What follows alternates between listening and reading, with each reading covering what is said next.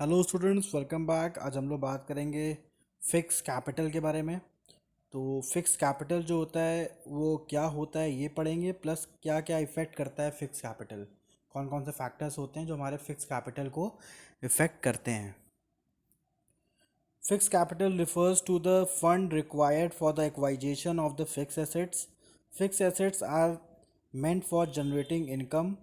These as a set are used permanently for the business operations. तो इसमें होता क्या है, फिक्स कैपिटल का मतलब होता है ऐसे फंड्स जो हमारे बिजनेस में ज़रूरत होते हैं कि हम लॉन्ग टर्म एसेट्स खरीद सकें, जो फिक्स एसेट जिसको हम कहते हैं, जैसे मशीन हो गया, बिल्डिंग हो गया, फर्नीचर हो गया, मोटर व्हीकल हो गया।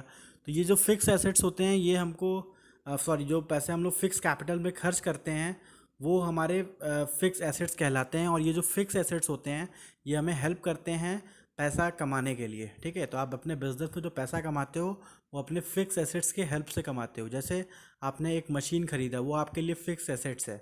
अब आप फिक्स एसेट्स में उसके थ्रू आप मैन्युफैक्चरिंग कर रहे हैं, फिर आप पैसे कमा रहे हैं, तो वो सारा कुछ आपका एक तरीके से फिक्स कैपिटल में आएगा। तो फिक्स कैपिटल में हम जब भी कोई भी पैसे के बारे में सोचते हैं कि हमें इस फिक्स कैपिटल ख़रीदना है, तो हम जब भी उसमें कोई भी पैसा लगाते हैं तो वो हम लॉन्ग टर्म फंड ही लगाते हैं। जब तक हमें कोई लॉन्ग टर्म लोन नहीं मिलता तब तक हम फिक्स कैपिटल के बारे में नहीं सोच सकते। क्यों? क्योंकि आप जो भी कैपिटल लगाते हो उस पर आप पैसा कमाते हो। ठीक है, उसको बेच के आप पैसा नहीं कमा सकते। ठीक है, तो आप उसको बेचने के लिए तो ख़रीदते नहीं हो, आप पैसे कमाने के लिए ख़रीदते हो। जैसे मशीन हो गया, लैंड हो गया, बिल्डिंग हो गया। ठीक है, तो ये सब चीज़ें जब हम खरीदते हैं तो हमको लॉन्ग टर्म फंड्स की रिक्वायरमेंट्स होती है। इसीलिए फिक्स कैपिटल खरीदने के लिए हम लॉन्ग टर्म फंड्स ही रेज करते हैं, शॉर्ट टर्म फंड रेज नहीं करते हैं फिक्स कैपिटल खरीदने के लिए। नेक्स्ट आते हैं factor affecting the fix capital, nature of business. The amount of the fix capital varies from industry to industry. Manufacturing enterprise requires high heavy investment in a fixed assets such as land and building and plant and machinery। अब इसमें क्या बता रहा है कि जितने भी हमारे नेचर ऑफ बिजनेस, मतलब नेचर ऑफ बिजनेस डिसाइड करता है कि हमें कैसा फिक्स कैपिटल चाहिए। अगर कोई हमारा ऐसा बिजनेस है जो अगर मैन्युफैक्चरिंग इंटरप्राइज है तो ऐसे में फिक्स कैपिटल बहुत ज़्यादा चाहिए होता है। क्यों? क्योंकि आपको ज़मीन खरीदना होता है, साथ ही साथ आपको बड़े मशीन्स खरीदने होते हैं, तो इसमें बिल्डिंग्स लगवाने होते हैं, तो आपको बहुत ज़्यादा पैसा खर्च होता है। अगर आपका ट्रेडिंग कंसर्न है, आप सामान खरीद के बेचते हो, तो वहाँ पे आपको फिक्स कैपिटल बहुत कम लगता है। ठीक है, क्योंकि आपने सामान खरीदा और आपने उसको 15 दिन 20 दिन में बेच दिया, तो उस कंडीशन पे आपके जो फिक्स कैपिटल होंगे वो कम से कम लगेंगे। तो नेचर ऑफ बिजनेस डिसाइड करता है कि कैसा आप बिजनेस कर रहे हो, उसमें फिक्स कैपिटल की क्या रिक्वायरमेंट्स हैं।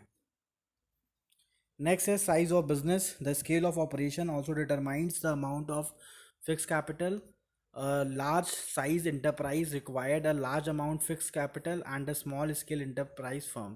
For example, a giant steel company such as Tata Iron Tata and Steel Company need huge investment in the fixed capital as compared to the mini steel plant। तो आप ये भी decide करता है कि आपका बिजनेस का साइज़ क्या है, मतलब आप बहुत बड़े लेवल पे आप बिज़नेस ओपन करना चाहते हो कि या फिर छोटे लेवल पे बिज़नेस ओपन करना चाहते हो।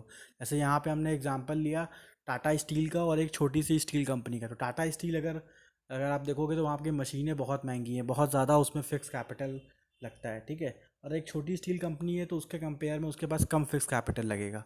तो साइज़ भी डिपेंड करता है, साइज़ भी डिसाइड करता है कि आपके कंपनी में कैसा फिक्स कैपिटल का रिक्वायरमेंट है, ज़्यादा है कि कम है। नेक्स्ट आते हैं nature of product. The types of product produce also determine the amount of capital. A company manufacturing capital goods like machinery, engines will require a large amount of fixed capital. On the other hand, the firm producing consumer products, soap, hair oil, toothpaste need small amount of fix capital. अब इसमें क्या बता रहा है, nature of product, product आप कैसा create कर रहे हो ये भी डिसाइड करता है कि कितना आपको फिक्स कैपिटल चाहिए। जैसे आप बड़ी मशीन बना रहे हो, ठीक है, इंजन की कंपनी है आपकी, तो आपको इंजन बनाने में ही 6 महीने लग जा रहे हैं, तो आपको फिक्स कैपिटल बहुत ज़्यादा चाहिए। ठीक है, क्योंकि यहाँ पे आपको बहुत बड़ी बड़ी मशीनें चाहिए होती हैं उस चीज़ को बनाने के लिए। बड़ी चीज़ बना रहे हो तो आपको बड़ी मशीन्स आपको ख़रीदनी पड़ेगी जो कि बहुत महंगी होती हैं। तो वहाँ पे आपका नेचर ऑफ प्रोडक्ट जो है वो बहुत बड़ा है, तो उस कंडीशन पे आपको बड़े मशीन खरीदने पड़ेंगे, तो आपका फिक्स कैपिटल ज़्यादा लगेगा। उसके कंपेयर में आप अगर आप सोप बना रहे हो, हेयर ऑयल बना रहे हो, टूथपेस्ट बना रहे हो, तो इसमें बहुत बड़े मशीन की ज़रूरत नहीं होती है। अगर आप कंपेयर करो इंजन की फैक्ट्री से, अगर कंपेयर कर रहे हो आप टूथपेस्ट की फैक्ट्री को, तो आप देखोगे बहुत ही छोटे मशीन से ही काम चल जाता है। तो इसीलिए नेचर ऑफ प्रोडक्ट भी डिसाइड करता है कि आपको कितना कैसा फिक्स कैपिटल आपके बिजनेस में नीडेड है। नेक्स्ट है method of production. A company employing capital incentive techniques of the production such as automatic machine required higher amount of capital as compared to the company employing labor incentive techniques such as hand tools. For example, a power loom plant require much more fixed capital than the hand loom unit. अब इसमें क्या बता रहा है कि अगर आप कौन सा मेथड यूज़ कर रहे हो प्रोडक्शन करने का, ये भी बड़ा इंपॉर्टेंट होता है। जैसे एग्जांपल, अगर आप ऑटोमेटिक प्लांट्स लगा रहे हो तो ऑटोमेटिक प्लांट्स आपको महंगे ही पड़ते हैं in compare of labour intensive. अगर आप लेबर्स को रख रहे हो तो वो उसमें आप लेबर इंटेंसिव वर्क कर रहे हो तो आपको लेबर्स हायर करने पड़ेंगे, उनको आपको वेजेस देने पड़ेंगे, लेकिन आपका फिक्स कैपिटल का खर्चा बच जाएगा। लेकिन ऑटोमेटिक प्लान लगा रहे हो तो लेबर्स तो उसमें कम लगेंगे, लेकिन आपको एक बड़ा पैसा लगाना पड़ेगा मशीन खरीदने के लिए, एक ऑटोमेटिक प्लांट खरीदने के लिए। तो मेथड ऑफ प्रोडक्शन भी बहुत इंपॉर्टेंट होता है, तब आप डिसाइड करते हो कि आपको कितना पैसा as a fix capital invest करना है। अब है diversity of product line. A multi product company manufacturing diverse product required more fixed capital than a firm manufacturing a single product. Similarly, an enterprise manufacturing each part of the finished product by itself require a great amount of fixed capital as compared to the firm which buy components part from the outside and simply assemble them its own factory.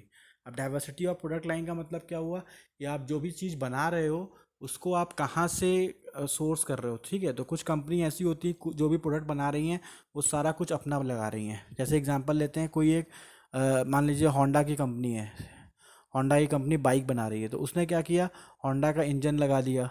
ठीक है, और उसके बाद जो भी parts हैं वो खुद से मैन्युफैक्चर कर रहे हैं, टायर भी खुद से मैन्युफैक्चर कर रहे हैं। अगर ऐसा करती हैं तो उस कंडीशन पे उनको बहुत ज़्यादा कैपिटल चाहिए।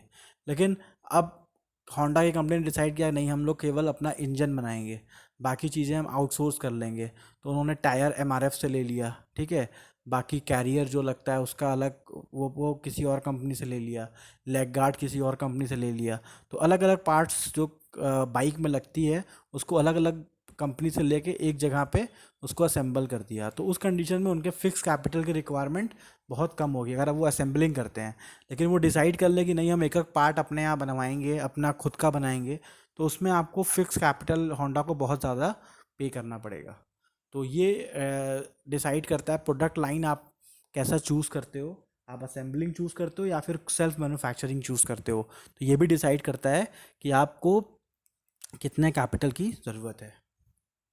अब है mode of acquiring fix assets. A business firm which purchase fixed assets on cash down basis requirement huge amount of fixed capital. On the other hand, an enterprise which acquiring land, building plant and machinery and other fixed assets on a lease as a higher purchase will leads to less fixed capital. अब देखिए, अगर आप कोई firm open करते हो, आप plan करोगे नहीं मैं खुद का ज़मीन खरीदूंगा, खुद का बिल्डिंग खरीदूंगा, तब तो आपको बहुत ज़्यादा पैसे लगाने पड़ेंगे। लेकिन अगर कोई दूसरा बिजनेसमैन है, उसने प्लान किया कि नहीं मैं खुद का नहीं लूँगा, मैं लीज पे या फिर रेंट पे लेके काम चला लूँगा, तो ये क्या है, आपकी जो फिक्स कैपिटल की रिक्वायरमेंट है ऑटोमेटिक कम हो जाएगी। तो आपकी एक्वाइजेशन ऑफ फिक्स एसेट भी डिसाइड करता है कि आपके बिजनेस में फिक्स कैपिटल कितना है। अब आते हैं intangible assets. The amount invested in the acquiring goodwill, patents, copyrights as also influence the amount of fix capital needed for the business. अब अगर आपके पास कोई प्रोडक्ट है, आप उसका पेटेंट उसका कॉपीराइट करा रहे हो, उसका पेटेंट्स खरीद रहे हो कुछ मैन्युफैक्चर करने का, तो ये सब चीज़ अगर आप खरीदते हो तो ये भी एक तरीके का आपका फिक्स कैपिटल ही है। ठीक है, तो अगर आप पेटेंट्स खरीद रहे हो तो उसके लिए आपको एक फ़िक्स अमाउंट पे करना पड़ेगा। ठीक है, आप कॉपीराइट करा रहे हो तो उसको भी आपको ईयरली इंस्टॉलमेंट्स या फिर फोर फोर ईयर के एक साथ इंस्टॉलमेंट पे करने पड़ेंगे। तो अगर आप ऐसा कुछ कर रहे हो तो उस कंडीशन पे आपके फिक्स कैपिटल की रिक्वायरमेंट है वो हमेशा से ज़्यादा रहेंगी। Thank you.